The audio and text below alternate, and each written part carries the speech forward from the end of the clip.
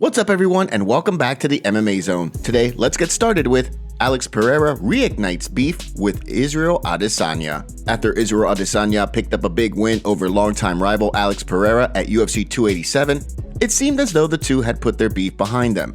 Footage captured backstage after the fight showed the two men exchanging kind words, with the last stylebender eager to learn how the former two-division Glory kickboxing champ throws his signature calf kicks. In the wake of the fight, Pereira announced he'd be setting his sights on the 205-pound division, while also keeping an eye on Adesanya and the rest of the middleweights. Now, however, it sounds as though Pereira is eager to remind the middleweight champion that just because he got a win in their last fight doesn't make up for the 3 victories Pereira captured previously.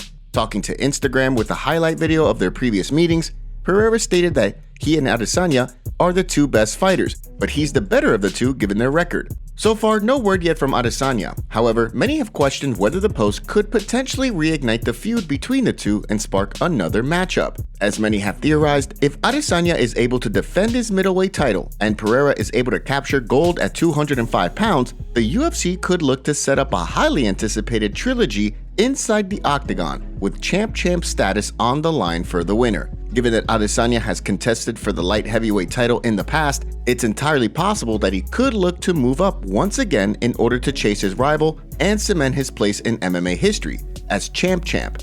Of course, with a middleweight title eliminator on tap for this summer between Robert Whittaker and Dricus du Plessis, the champ's immediate focus will be on defending his title. In addition, Dana White has confirmed that the UFC will not throw Pereira into a title shot at light heavyweight despite his success at 185 pounds. Do you think we'll see the pair compete against one another again? Drop your thoughts in the comment section down below. Conor McGregor reveals big money move. Conor McGregor is looking to make moves in the alcohol industry once again. On the heels of the success from his proper No. 12 Irish whiskey, the former champ launched his Forged Irish Stout, which has reportedly found quite a bit of success in Ireland. Now, McGregor has reportedly agreed to buy Porterhouse Brewery in Dublin, where the stout is produced. According to the report, the deal is subject to legal requirements before being finalized. In addition, Porterhouse will continue to brew their craft beer at the facility as part of an ongoing contract. So far, McGregor's Stout has been exclusively sold at its Black Forge Inn. However, many believe that with the new partnership, the company should hopefully be able to mass produce and distribute around the world. The Irish star took to Twitter with a message about the deal, saying, "Success is no accident. It is hard work, perseverance, learning, studying, sacrifice, and most of all, love of what you're doing. Forged Stout is on its way in a big way." Tom Aspinall reacts to Ciryl Gane's performance against Jon Jones. When Ciryl Gane and Jon Jones stepped into the octagon to compete against one another, many wondered how things would play out. With Jones having the advantage in the grappling department and Gane having the advantage on the feet, the fight seemed like it could go either way. Of course, Jones then put on an absolute masterclass, taking Gane down and submitting him in the very first round to claim heavyweight gold. While many chalk the performance up to the dominance of Jones, Tom Aspinall believes that Gane simply didn't look like himself inside the octagon. During an interview with Michael Bisping, he weighed in on the fight, saying, "To me though, I don't know, something looked off with him. I don't know exactly what it was. He didn't look, I don't know, obviously his grappling isn't up to the level of Jon Jones's, but on the contrary to that, in my opinion, he is one of the most athletic heavyweights that's ever fought in the UFC. You see the guy on Instagram, 250 pounds, whatever he is, doing muscle-ups. Like, the guy's ridiculously athletic, but he didn't seem to use any of that, which seemed very odd." Since the loss, Gane seems to have gone to work in the gym, refining his grappling in order to prevent himself from getting manhandled again in the future.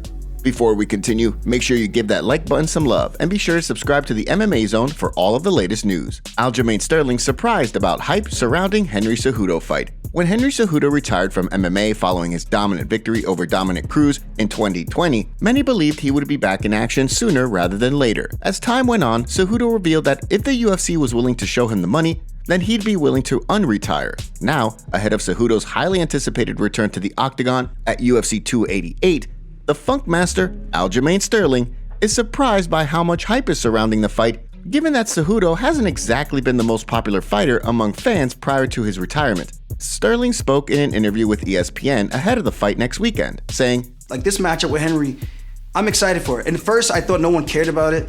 Now I'm seeing that the fans are really behind it. They want to see this matchup. They think it's going to be a good test. And I'm like, all right.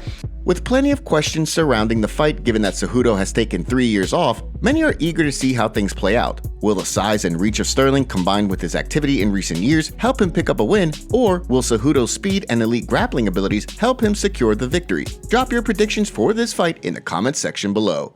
Manel Kape rips Deiveson Figueiredo for backing out of UFC 290. Recently, it was announced that former flyweight champion Deiveson Figueiredo would be stepping into the octagon to compete against Manel Kape at the UFC's big International Fight Week card in July. Unfortunately for fight fans, this fight was then scrapped shortly after, when it was revealed that Figueiredo had not been medically cleared to compete. With Figueiredo's eyes still on the mend following his war against Brandon Moreno earlier this year, the Brazilian finds himself still getting his vision back. As a result, he will not be able to compete, and that hasn't sat too well with Kape, who's been subject to quite a few fight cancellations recently. In a series of tweets, Kape slammed the former flyweight champion, writing, "This clown Deiveson gave an interview saying that he was ready to fight in July, he signs the contract, and then talks to the doctor asking if he can fight? He should talk to the doctor first and then sign. Bontorin, Alex Perez, now this fake champion pull out? The truth is that he's fat, weak, and old. He started training and felt it's not the same, so he ran from the fight." So far, no word yet on who could wind up replacing Figueiredo on the card. However, with plenty of time to go until the UFC 290 card on July 8th, the expectation is that the promotion will do everything it can to find Kape a replacement opponent. As he mentioned in his tweets, it sounds like he's targeting a replacement fight against Ismael Bonfim or Alex Perez. Who do you want to see him compete against? Play matchmaker in the comment section down below. Ray Longo drops major update on Chris Weidman. Back in April of 2021, Chris Weidman suffered one of the most horrendous leg breaks in the history of the sport. Much like his former rival Anderson Silva, Weidman was forced to endure an incredibly long and difficult recovery following the injury. Although many questioned if he'd ever fight again, given that he's just 2-3 in his last 5, with 2 of those losses being brutal knockouts, Weidman was adamant about returning to the octagon in the future. Now, his head coach, Ray Longo, has dropped a major update on Weidman's future plans, speaking in an interview with MMA Junkie Radio. So he's definitely fighting again. I'm going to say that's 100%. And in the gym, you know, like he had guys he was training with. I was at a fight, Ring of Combat, that me and Lou Neglia promoted maybe a couple of months ago. And his guys were in the dressing room telling me the guy's an animal. He's just dropping people in the gym, and that leg is stronger than it ever was. And I just asked Chris, and he said he's kicking like a mule with it, which is insanity to me. So he sounds great.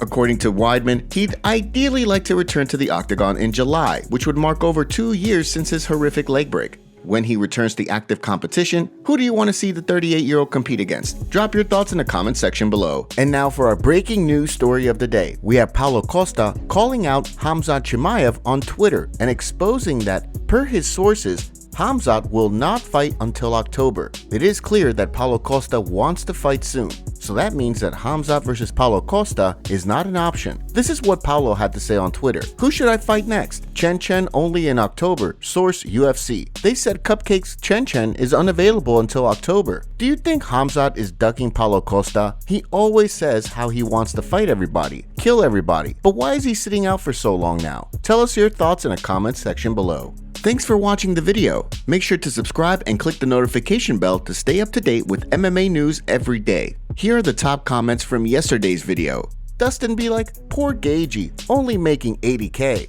Isn't it funny how every fighter wants to fight Conor? It's not because they think they can win or lose. It's just for the money." Someone responded with, "Poirier made around $5 million in their last fight. Can't blame them for wanting that check. Plus, Conor is washed, so it's an easier fight than the top-ranked guy. Can't help but wonder if CCC will continue fighting if he loses." And those were the top comments from yesterday's video. If you want to be featured on our next video, make sure to leave a comment and don't forget to check out yesterday's video in case you missed it.